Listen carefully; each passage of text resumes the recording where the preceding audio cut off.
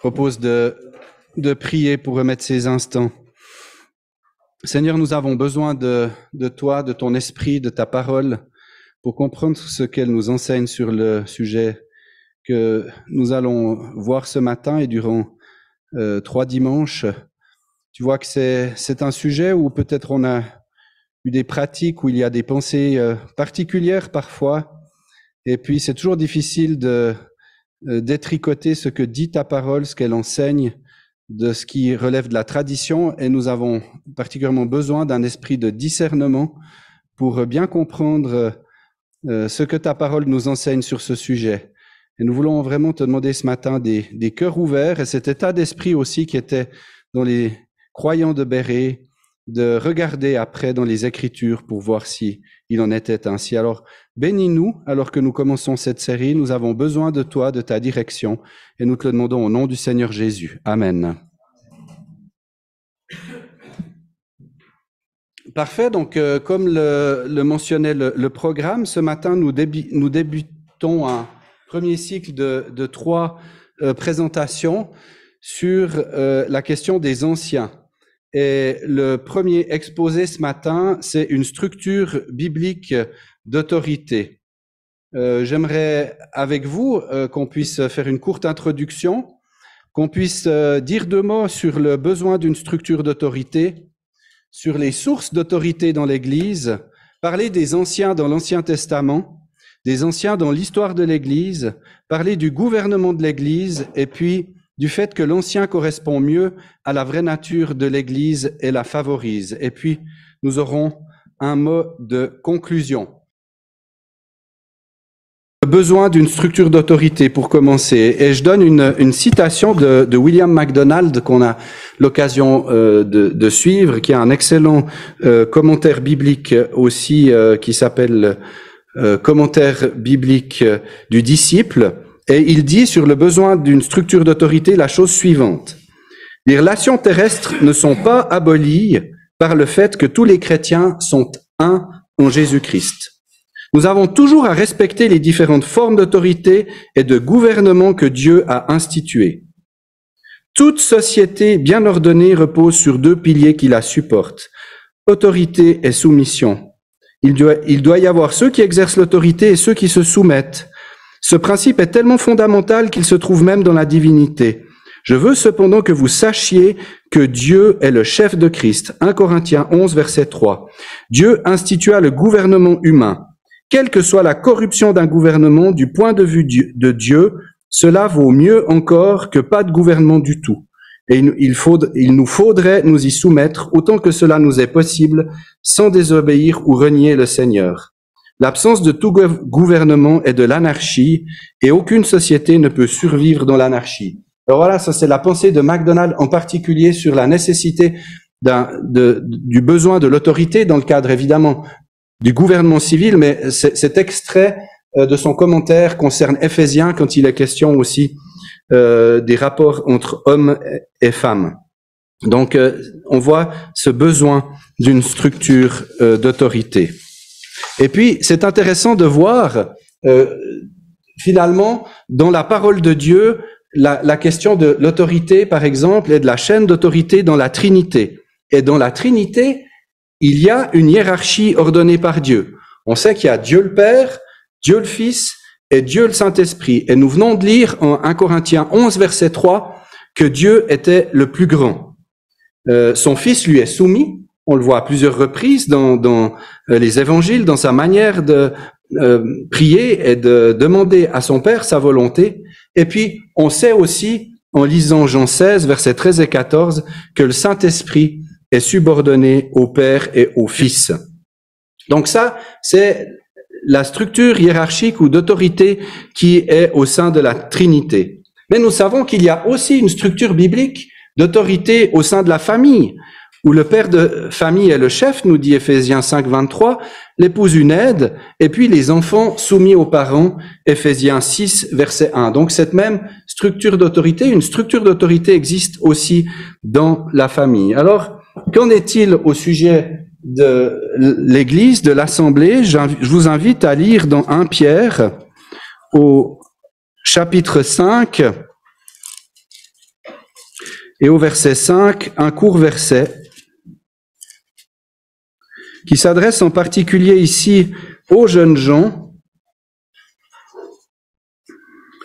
Et puis, dans 1 Pierre 5, au verset 5, il nous est dit, « Pareillement, vous jeunes gens, soyez soumis aux anciens, et tous les uns, à l'égard des autres, soyez revêtus d'humilité, car Dieu résiste aux orgueilleux, mais il donne la grâce aux humbles. » Donc on voit aussi cette nécessité d'une autorité dans le cadre de l'Église locale. Alors, on a vu cette nécessité d'une autorité, qu'elle était prévue, voulue par Dieu. Maintenant, on va parler aussi des sources d'autorité dans l'Église. C'est finalement quoi qui doit nous aider dans l'Église à trouver notre chemin sur une doctrine ou sur une autre? Quelles sont nos sources d'autorité? Qui devons-nous écouter? Et il me semble que la première chose que nous devons écouter, c'est la Bible. La première source d'autorité dans la vie de l'Église, c'est la Bible. Pourquoi? Premier point, parce qu'elle est inspirée. 2 Timothée 3, verset 16 nous dit « Toute écriture est inspirée de Dieu. Elle est soufflée par Dieu, produite par le souffle créateur de Dieu. Elle sort directement de Dieu. » Donc, l'écriture est inspirée de Dieu. Et René Pache nous dit « L'inspiration et l'influence déterminante exercée par le Saint-Esprit sur les auteurs de l'Ancien Testament et du Nouveau Testament pour qu'ils annoncent et rédigent de façon exacte et autorisée le message reçu de Dieu. » La parole de Dieu est notre autorité dans l'Église parce qu'elle est inspirée, mais aussi tout simplement parce qu'elle est intrinsèquement parole de Dieu. 2 Pierre 1, verset 21 nous dit « Ce n'est pas une volonté d'homme qu'une prophétie a jamais été apportée, mais c'est poussé par le Saint-Esprit que des hommes ont parlé de la part de Dieu. » Et dans l'Ancien Testament, on voit, écoutez bien, 3808 fois que l'une ou l'autre personne transmet les paroles expresses de Dieu, les prophètes notamment. Et dans Luc 5, verset 1, ou 1 Thessaloniciens 2, verset 13, la prédication de Jésus-Christ et des apôtres elles-mêmes était appelée la parole de Dieu. Donc, la Bible est notre référence, est une source d'autorité parce qu'elle est la parole de Dieu. Et puis, un point aussi important à préciser, c'est que nous croyons à l'inspiration plénière et verbale de l'Écriture. Et ça, aujourd'hui, c'est extrêmement important parce que même dans les milieux évangéliques, ça n'est plus toujours le cas. Et plénière, ça veut dire que nous croyons que la Bible est inspirée et que cette inspiration, elle est entière et sans restriction. Il n'y a pas juste que quelques paroles qui sont inspirées. Hein. Certains, ils vont aller dire maintenant, oui, alors on va regarder dans la Bible les paroles du Christ, parce que ça, c'est autorité. Puis le reste. Et notre objectif vraiment, c'est de croire que l'ensemble de la parole de Dieu est inspirée, elle est entière et sans restriction, et que même le Deutéronome, que même l'Apocalypse font autorité parmi nous et nous enseignent des choses aussi sur différents plans. Verbal, ça veut dire qu'on croit que l'inspiration porte jusque sur les mots. Et nous pensons que nous défendons chaque mot de la Bible et croyons en l'inspiration verbale et littérale de l'Écriture. Ça, c'est Spurgeon qui disait, en fait, nous croyons qu'il ne saurait y en avoir d'autres. Si on nous enlève les mots, le sens exact du texte est perdu. Et c'est pour ça que certaines traductions de la Bible, je pense notamment à celle du Monde Nouveau, qui changent sciemment certains mots, voire qui en omet, est en quelque sorte une abomination parce qu'elle trahit la parole de Dieu et elle ne croit pas à l'inspiration verbale de chaque mot de la parole de Dieu. Puis pour le dernier point aussi important, c'est que nous croyons à l'inhérence de l'Écriture. Et ça veut dire que nous croyons que dans l'original, la parole de Dieu ne contient aucune erreur. Aucune erreur. Et puis c'est vrai que parfois dans nos traductions françaises, on le sait, hein, il y a quelques textes qui donnent à discussion, le traducteur il a fait des choix.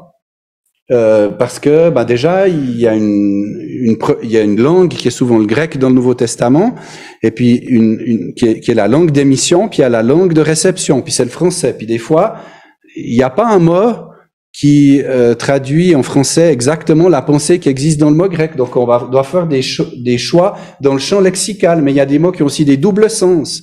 Alors c'est vrai que parfois ça peut conduire dans les traductions françaises à avoir des mots, on n'est peut-être pas forcément toujours 100% sûr que c'est parfaitement exact, mais c'est pour ça que c'est important d'aller toujours rechercher que dit le grec, que dit la version originale, quelle est la définition du terme grec original, et puis tout d'un coup on voit que l'entier du champ lexical, puis ça nous aide des fois un peu à comprendre, et on comprend aussi bien que le traducteur en français a dû faire des choix. Mais le point, c'est de dire que nous croyons que la Bible est sans erreur dans l'original.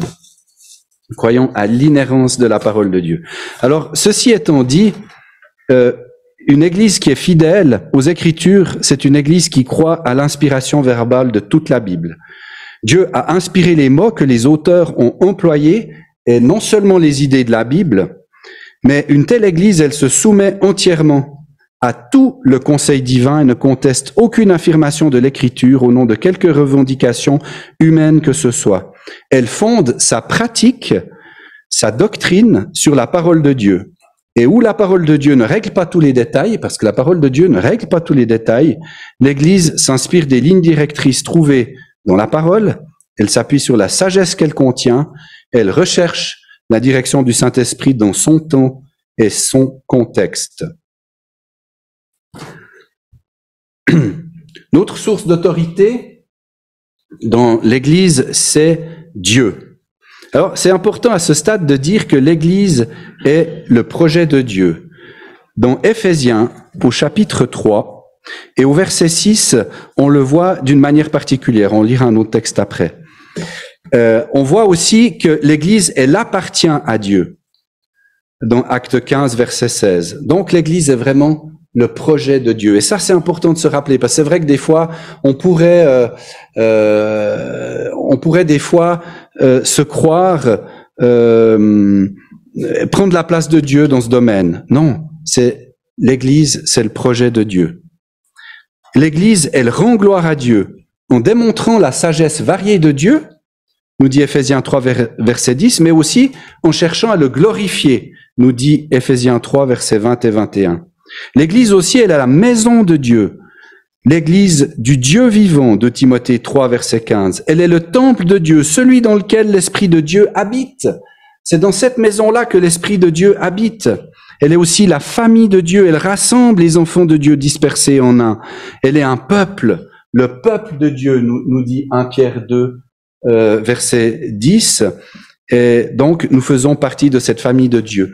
Donc, Dieu est important dans l'Église. C'est une source d'autorité parce que l'Église est son projet. Parce que l'Église est appelée à rendre gloire à Dieu par la manière dont elle vit dans ses rapports au monde, aux autres personnes, dans ses rapports entre elles, entre croyants. Et puis l'Église est la maison de Dieu, le temple habité de Dieu, que le Saint-Esprit peut habiter. Et puis enfin, l'Église est la famille de Dieu. Donc on voit l'importance de Dieu. Dieu est une source d'autorité importante pour nous aussi. Jésus-Christ est la source d'autorité également qui est importante pour nous. Il est la tête de l'Église. Et pour cela, on va lire Colossiens 1, verset 24.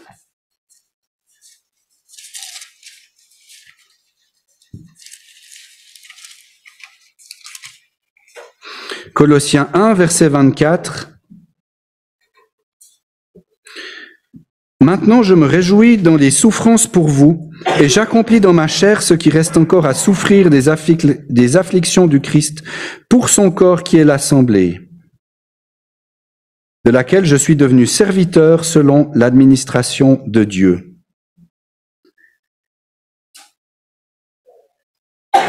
Verset 28, Christ en vous, l'espérance de gloire, lequel nous annonçons, exhortons tout homme et enseignons tout homme en toute sagesse, afin que nous présentions tout homme parfait en Christ. À quoi aussi je travaille, combattant selon son opération qui opère en moi. Donc voilà, l'Église est le corps de Christ et Christ en est la tête, nous dit aussi un autre verset dans Ephésiens 1, 23. Jésus aussi est important dans l'Église parce que il est la pierre angulaire de l'Église. C'est la première pierre posée sur le terrain. C'est le point de référence avec lequel, dans la construction ancienne, on mettait ce premier point de référence et on construisait tout à partir de ce moment-là. C'était le point de référence pour toute la construction. Et puis Jésus, il dit aussi dans Matthieu, « Je bâtirai mon Église, mon assemblée ». Jésus est non seulement le fondement de l'Église, mais il en est également le fondateur. Donc il est une personne importante dans l'Église. Et puis enfin, dans Ephésiens 1, verset 23, qu'on va lire, il nous est dit, au verset 22, « Et il a assujetti toute chose sous ses pieds et l'a donné pour être chef sur toute chose à l'assemblée, qui est son corps, la plénitude de celui qui remplit tout en tous. » L'Église devrait être remplie de Christ. Et c'est vrai que parfois on peut aller, pendant ces vacances, on peut visiter des églises. Et je me pose toujours la question, quand il y a des gens qui viennent ici, qui ne connaissent pas cette assemblée, d'autre part que peut-être par le site internet, et qui viennent, on en a de temps en temps quelques-uns comme ça. Est-ce qu'ils peuvent voir la personne de Christ en action au milieu de nous? Qu'est-ce qu'ils voient? Qu'est-ce qu'ils retiennent? Et c'est vrai que suivant où on peut aller visiter, on va retenir plutôt ceci ou cela. Mais ce qui est important, c'est que la plénitude de Christ, la personne de Christ soit vue et remplisse véritablement l'Église. Parce que l'Église est le lieu de la présence de Christ. On parle souvent, on répète souvent Matthieu 18, 20, là où 2 ou 3 sont assemblés à mon nom, je suis là au milieu d'eux, la présence de Christ remplit l'Église. Et je donne encore une citation de Pierre-Étienne Pfister. Le caractère déterminant et permanent de l'Église est donc la présence et la plénitude de Christ. Et expérimenter et exprimer la réalité de l'Église, c'est vivre ensemble la présence de Christ. Frères et sœurs, quoi que soient nos programmes, quoi que soit le format de nos réunions, qu'on commence par une chose, qu'on finisse par l'autre, le point c'est, est-ce que la présence de Christ est ressentie, est vécue par ceux qui sont là et peut être également vue par ceux qui nous visitent, parce que Jésus remplit l'Église et Jésus est bien clairement une source d'autorité aussi pour nous. Le Saint-Esprit. Alors, on est le dimanche de Pentecôte et nous savons que l'Église a été formée le lundi de Pentecôte au moment où le Saint-Esprit est descendu sur la terre sous forme de flamme de feu. Il y a un vent tempétueux qui était là, et puis cet Saint-Esprit a été répandu sur les disciples. Et il a intégré tous les convertis dans le corps de Christ. Le Saint-Esprit, donc, est celui qui anime l'Église. Il équipe les croyants d'amour, de puissance, de sagesse et de confiance. C'est la puissance du Saint-Esprit qui anime l'Église. Mais le Saint-Esprit aussi, c'est lui qui distribue les dons. Il y en a des uns qui sont prophètes, des autres qui sont enseignants, des autres qui sont pasteurs, des autres qui sont ci, des autres qui sont ça. C'est le Saint-Esprit qui distribue les dons, nous dit 1 Corinthiens 12, verset 11, comme il lui plaît. Et puis enfin, c'est lui qui conduit et dirige l'Église. Il conduit et il aide. Je vous conduirai dans toute la vérité, ou il vous conduira dans toute la vérité, comme le dit l'apôtre Jean quand il parle du Saint-Esprit. Et puis, un point important encore qu'on va voir ensemble dans Actes 20, verset 28. Et ça, c'est un des textes fondamentaux pour notre sujet.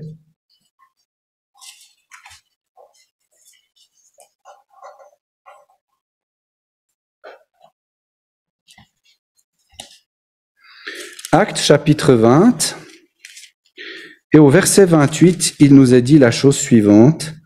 « Prenez donc garde à vous-même et à tout le troupeau au milieu duquel l'Esprit Saint vous a établi surveillant pour paître l'assemblée de Dieu, laquelle il a acquise par le sang de son propre Fils. Le Saint-Esprit établit les anciens. Ce n'est pas nous qui établissons les anciens, c'est le Saint-Esprit. Et puis on en parlera dans les exposés suivants, mais finalement le rôle de l'Assemblée, c'est de reconnaître ce que le Saint-Esprit a déjà établi.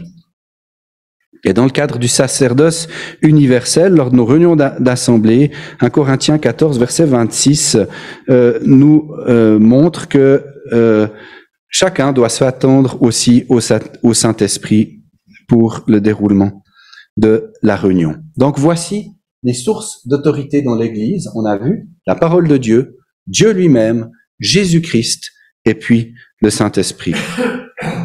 Maintenant, on va dire un mot des anciens dans l'Ancien Testament. Alors, le Nouveau Testament, souvent, n'est rien d'autre que quelque chose qui est bâti sur la théologie de l'Ancien Testament. Et le concept d'ancien dans le Nouveau Testament s'inspire du judaïsme. On peut voir ces anciens de manière régulière, ces anciens du peuple et les responsabilités qu'ils avaient tout au long de la vie du peuple d'Israël. Et souvent, c'était des gens qui étaient mûrs, qui avaient des solides convictions morales. Ils étaient reconnus pour leur véracité, leur intégrité, leur courage et leur crainte du Seigneur. C'était des personnes qui étaient revêtues de sagesse et de discernement. Ils enseignaient, ils intercédaient, ils jugeaient de façon juste et impartiale, comme on peut le voir dans le passage de Deutéronome 1, versets 13 et 17. Alors on va pas trop s'arrêter là-dessus, mais pour moi c'est important de montrer que ce concept d'ancien était déjà présent dans le cadre du peuple d'Israël et qu'ils avaient une responsabilité, les anciens du peuple, par rapport aussi au peuple, et que tout ceci, vous y trouvez les références et vous pouvez vous y référer, était déjà quelque chose d'existant dans le cadre de l'Ancien Testament et du peuple terrestre de Dieu. J'aimerais m'arrêter aussi sur les anciens dans l'histoire de l'Église, parce que finalement, on cherche à fonder notre pratique dans la parole de Dieu, mais c'est toujours intéressant de voir au fil de l'histoire comment ce sujet a évolué depuis que la parole de Dieu a été complétée. Alors, moi, ce qui m'a beaucoup frappé, frères et sœurs, c'est de voir le nombre d'occurrences des anciens dans le Nouveau Testament.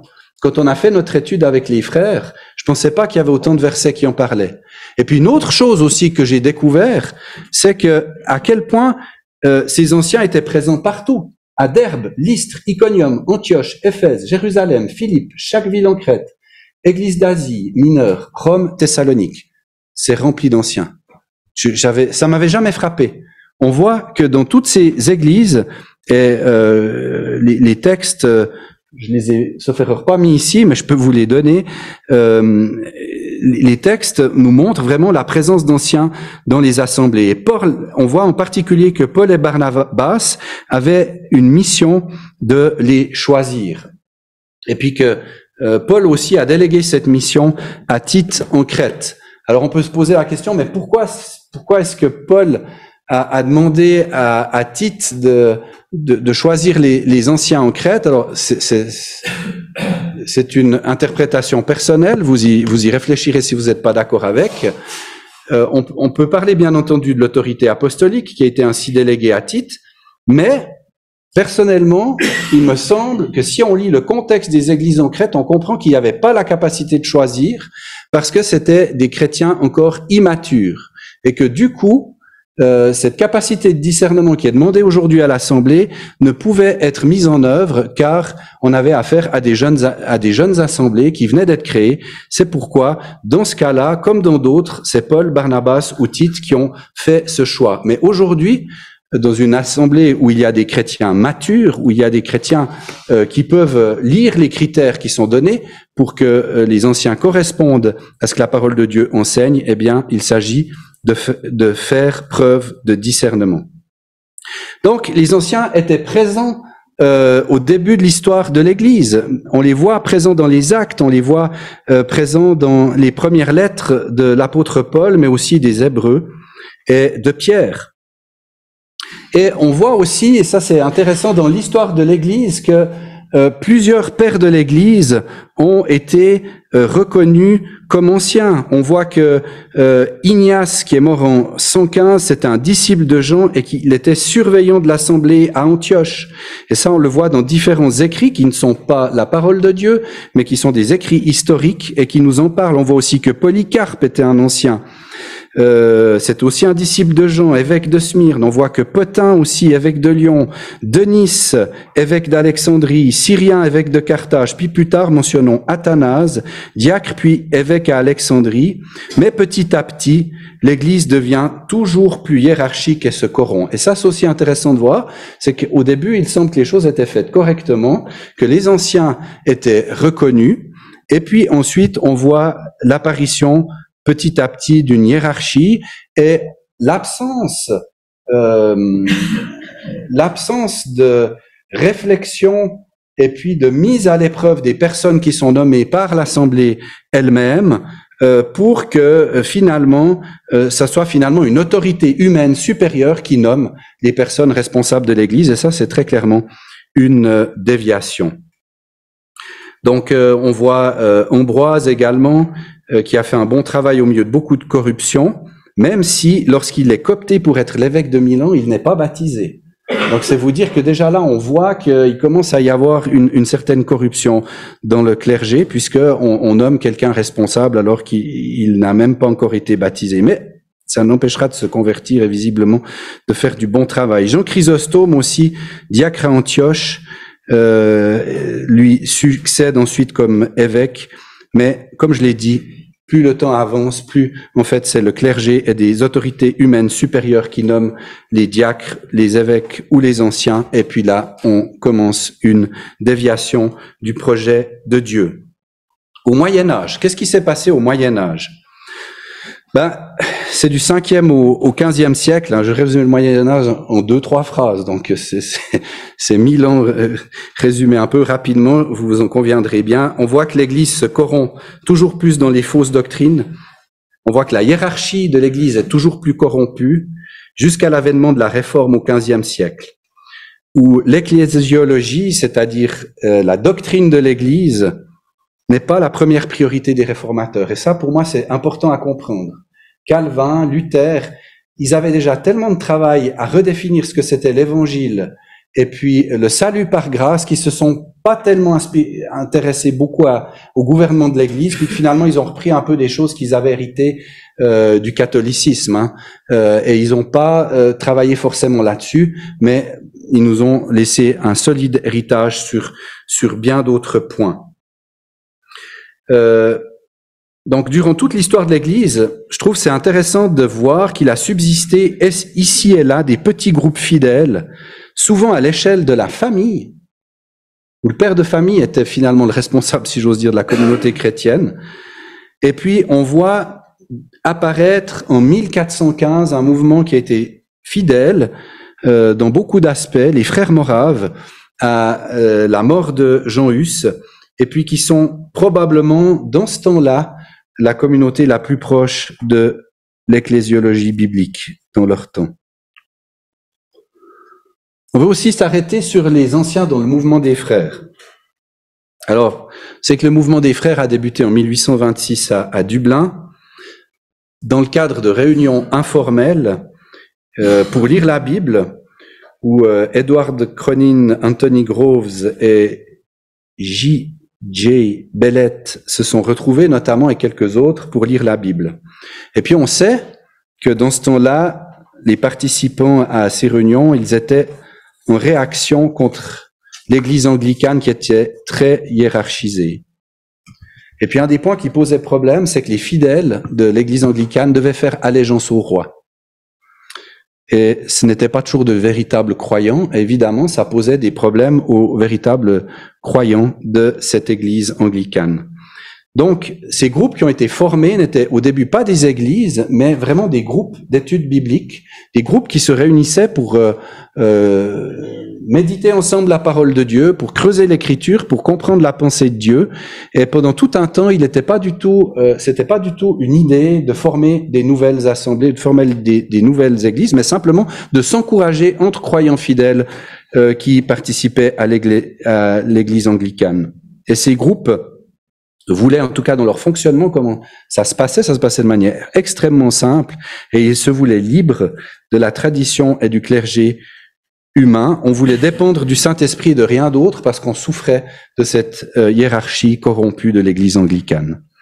On voit néanmoins qu'en 1839, donc on est 13 ans plus tard, l'église de Bristol, Bethesda, vous avez certainement entendu parler, sous l'impulsion de George Muller et de Craik, elle est structurée avec des anciens et des diacres reconnus par l'Assemblée. Ça, on le voit par des éléments d'archives qui ont été retrouvés dans cette Assemblée. Puis j'ai trouvé aussi quelque chose d'assez intéressant, parce qu'on sait que Darby avait une idée sur la question assez arrêtée, mais on sait qu'à Plymouth, où il rejoindra Francis Newman et Newton,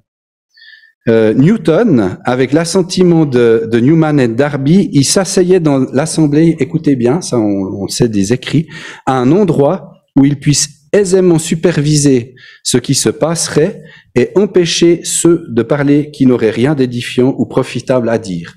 Donc même dans l'Assemblée de Darby, il y avait des surveillants, des personnes qui regardaient que ça se passe bien. En Suisse romande, qu'est-ce qui s'est passé? Alors, la première assemblée de frères, c'est l'assemblée de Bourg-de-Four à Genève, qui est devenue la Pélissserie, et où Darby y a prêché dès 1837. Elle était structurée, on nous dit, en 1837, par un groupe de plusieurs pasteurs qui avaient le rôle aussi d'anciens et de surveillants de cette communauté. Puis on sait qu'en 1842, un certain nombre de frères et sœurs se sont détachés de cette église-là, sous l'impulsion de Darby, pour former la première assemblée dite darbiste à Genève, ce qui était la première assemblée du mouvement que Darby a créé en Suisse romande. Donc c'était une assemblée qui était formée en prenant des fidèles d'une autre église. Et si vous regardez l'histoire de notre mouvement en Suisse romande, ça a été beaucoup ça. On a très peu d'églises qui, au début du mouvement des frères, ont été fondées par une œuvre d'évangélisation importante dans un village, dans un pays. Et c'est important de le savoir parce que ça éclaire beaucoup de nos habitudes et de nos doctrines. Et ça nous aide à comprendre des fois pourquoi est-ce qu'on réagit de telle et telle manière. Le mouvement des assemblées dites darbistes en Suisse romande a beaucoup été formé à partir de personnes qui ont quitté une église pour fonder alors une assemblée et non un essaimage et non une activité d'évangélisation dans un endroit particulier. Oui, ça a existé, c'est tout à fait possible, mais les points principaux, et ici même à Balègue, c'est plusieurs chrétiens qui n'étaient pas d'accord avec le pasteur, qui sont sortis de l'église protestante, l'église nationale, qui sont allés écouter Darby à la Pélissserie, et puis qui, en revenant, ont décidé, avec quelques-uns, de fonder l'Assemblée des frères ici à Balègue. Donc voilà quelques éléments de l'histoire. Le gouvernement de l'Église. Il y a plusieurs formes de gouvernement dans l'Église. Je vais rapidement les mentionner, on va pas trop s'y arrêter parce que le temps file. Le gouvernement épiscopal. Il y a la responsabilité de l'Assemblée, elle est donnée à celui qui est l'épiscopos, c'est-à-dire l'évêque. Puis ce style de gouvernement peut inclure plusieurs niveaux hiérarchiques. Il y a des prêtres, des évêques et des archevêques. Évidemment, nous pensons que ce type de gouvernement n'est pas recevable bibliquement parce qu'il établit une distinction de rang entre l'évêque et les anciens, parce qu'il y a un évêque tout en haut et puis les anciens sont en dessous. Et puis, nous pensons aussi que l'Écriture ne justifie pas cette structure hiérarchique qui met l'accent sur les titres et les positions plutôt que sur les qualités spirituelles. Il y a le gouvernement presbytérien. Dans chaque église, on élit un conseil d'anciens et le pasteur ou les pasteurs font partie du groupe d'anciens.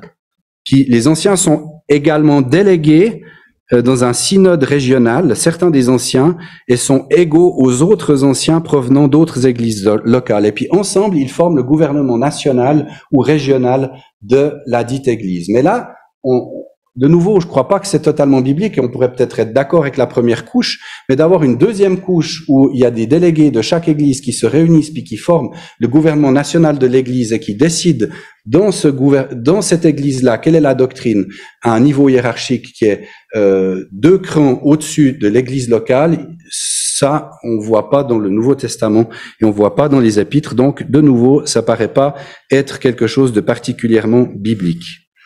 Il y a aussi le congrégationalisme. Et cette forme de gouvernement de l'Église, elle insiste sur l'autorité et l'autonomie de chaque Église locale.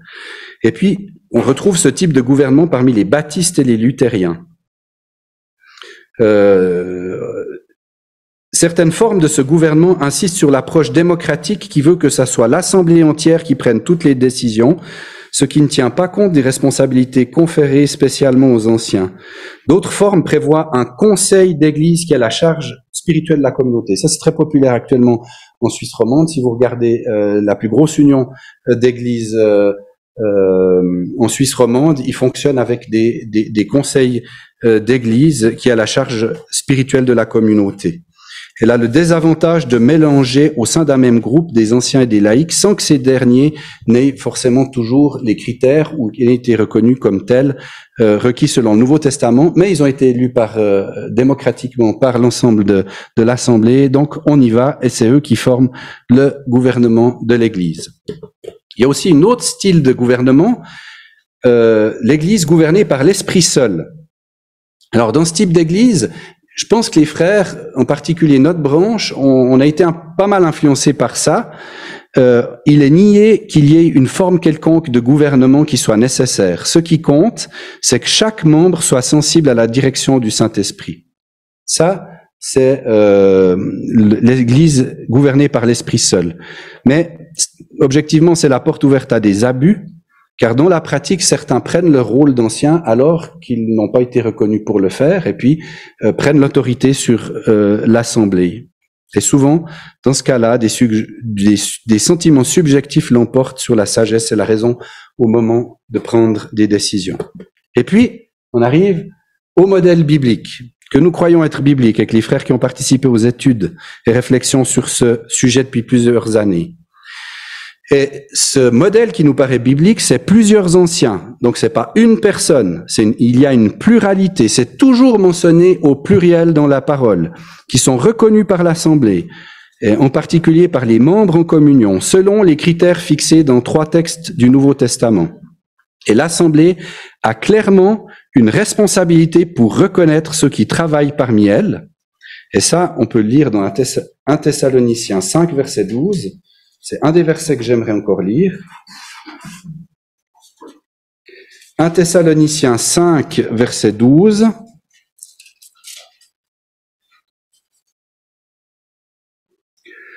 Or, nous vous prions, frères, de connaître ceux qui travaillent parmi vous et qui sont à la tête parmi vous dans le Seigneur et qui vous avertissent, et de les estimer très haut en amour à cause de leur œuvre.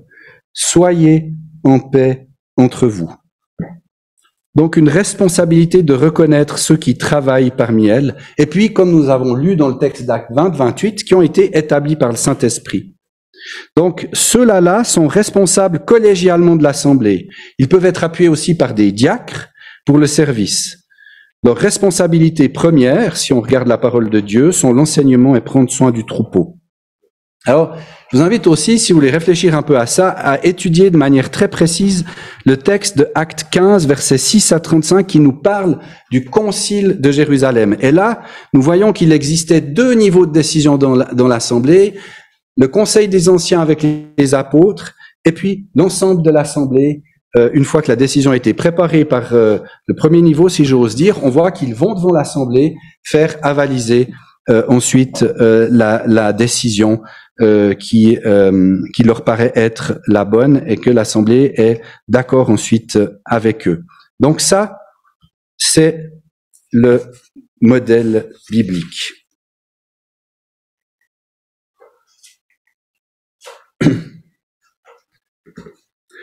Pour plusieurs raisons, nous pensons que Alexander Strauch en particulier pense que l'Ancien est la manière de vivre le gouvernement d'Église qui correspond mieux à la vraie nature de l'Église du Nouveau Testament et qui en plus favorise cette Église. Alors Alexander Strauch nous rappelle que l'Église est une famille de frères et sœurs. Et puis, on voit dans le Nouveau Testament que pour décrire la nature de l'Église, on utilise des mots comme le corps, l'épouse, le temple, le troupeau, mais que le plus fréquent dans le Nouveau Testament, c'est la famille. 250 fois, on voit des termes liés à la famille qui apparaissent au sujet de l'Église dans le Nouveau Testament. Donc l'Église chrétienne est une famille et le Nouveau Testament, on révèle le caractère de plusieurs manières. Les premiers chrétiens se réunissaient dans des maisons. Ça se passait dans la maison d'un tel. On l'a vu du reste dimanche passé avec l'épître à Philémon. Ils partageaient leurs biens matériels, ils mangeaient ensemble, ils se saluaient par un saint baiser, ils exerçaient l'hospitalité, ils prenaient le soin des veuves. Et lorsque cela était nécessaire, ils reprenaient les membres fautifs. Et ce fonctionnement est hérité de l'Ancien Testament, ces fameux anciens qui étaient existants dans le peuple d'Israël, et avec plusieurs personnes ainsi qui ont ce caractère d'ancien, cela convient particulièrement à l'organisation d'une famille élargie comme l'Église locale. Il rappelle aussi, Alexander Strauch, que l'Église est une communauté non cléricale, et mettre en place un groupe d'anciens permet aussi de vivre de manière non cléricale, non avec une hiérarchie qui a 4 ou 5 niveaux, comme ça peut exister ici et là, mais vraiment avec des personnes qui ont une responsabilité particulière et qui sont avec le troupeau. L'Église aussi est une communauté d'humbles serviteurs. Et frères et sœurs, ça me frappe chaque fois que je lis la parole de Dieu, et pour ceux qui seront reconnus comme anciens dans cette assemblée, c'est quelque chose qui me paraît très important de préciser. Le Seigneur Jésus lui-même a exercé son autorité par le service. Le Seigneur exerce son autorité par le service. Puissions-nous avoir des personnes qui exercent leur autorité, non en tapant du poing sur la table, non en criant plus fort que les autres, non en disant qu'elles ont mieux compris que les autres, mais par le service, comme le Seigneur lui-même l'a fait. Et puis, enfin, l'Église est sous la direction de Christ. Être une Église vraiment centrée sur Christ, où Christ est présent au milieu de nous le matin lorsque nous rendons culte, où Christ est présent avec nous lorsque nous lisons la parole et nous cherchons à la comprendre, où le Saint-Esprit agit. Voilà une Église vraiment biblique. Et les anciens doivent favoriser ainsi cette présence de Christ, favoriser aussi l'exercice des dons pour que cette Église vive vraiment sous la direction de Christ et animée du Saint-Esprit. Alors j'arrive à ma conclusion.